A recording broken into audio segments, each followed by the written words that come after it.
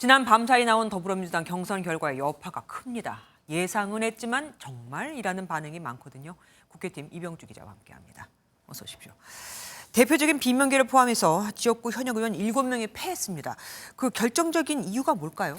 네, 앞선 기사에서 보신 것처럼 박광온 전 원내대표, 또 윤영찬, 김한정 의원 등이 떨어졌습니다. 네. 공교롭게도 제가 언급해드린 이 세 의원 모두 현역 의원 평가에서 하위 20% 안에 들었다는 사실을 스스로 밝혔었는데요. 가점뿐 아니라 이 감점의 영향이 컸다는 분석입니다. 그러니까 현역 평가에 대해서 다시 얘기가 나올 수밖에 없을 것 같습니다. 네, 민주당 공천 초기에 이 현역 의원 평가 하위 명단이 돌면서 당내 소란이 있었습니다. 그랬어요? 대표적으로 김영주 의원의 반발 기자회견 기억들 많이 하실 텐데요. 이 대표 측에서는 현역 평가 시점이 지난해 10월 이후, 그러니까 이재명 대표 체포동의안 표결 이후라는 점을 강조하고 있습니다. 찬성표를 던진 것으로 의심되는 의원들이 동료 평가에서 낮은 점수를 받았을 거라는 설명입니다. 그런데 친명으로 꼽혔던 김의겸 의원도 떨어졌습니다. 네, 그런데 김의겸 의원의 패배는 친명, 비명의 구도로 바라보는 것 자체가 잘못된 해석이다, 이런 이야기가 나옵니다.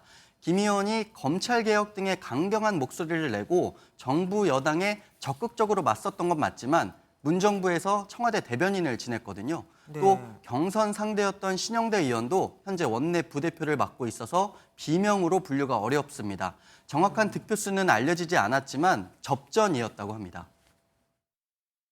친명 비명 구도가 분명한 데가 아닙니다. 그런 데는 이제 지역구에서 누가 조직적 탄탄하냐, 이게 영향을 좀 미쳤겠죠.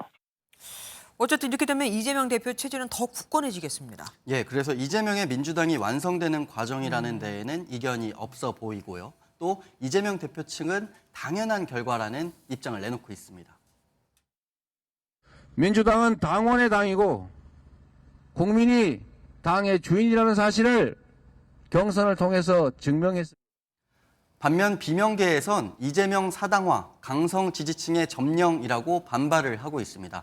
공천이 마무리되면 적어도 당내 잡음은 줄어들 것으로 보이는데요. 총선을 앞둔 임시 봉합일 수 있어서 선거 이후의 계파 갈등은 더욱 심해질 수도 있다는 관측도 있습니다. 아직 발표되지 않은 민주당 경선 결과 중에서 주목해야 할 곳이 있다면 어딜까요?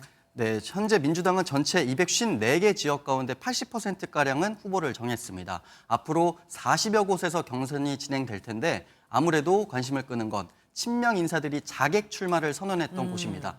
어제 결론을 내지 못한 서울 강북을은 오는 11일 결선 결과가 나오고요. 박용진 의원이요? 예, 친문 전해철 의원과 친명 양문석 예비후보가 붙는 경기 안산 상록갑은 13일 밤쯤 결과가 나올 전망입니다. 예, 뉴스적 지금까지 이병주 기자와 함께했습니다.